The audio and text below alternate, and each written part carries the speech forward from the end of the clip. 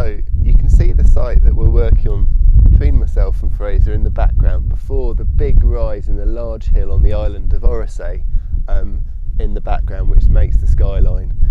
One of the reasons, we're thinking about the reasons why the site was in this place in particular. It's often difficult to know for sure why people in the Neolithic chose to live where they did.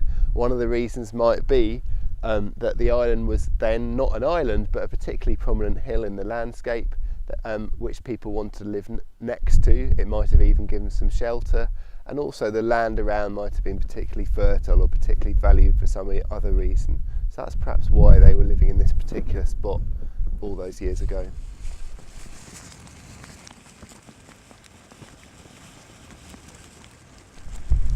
So part of the difficulty we have as archaeologists is not just understanding where people wanted to live in the past, but where those remains can still be found today.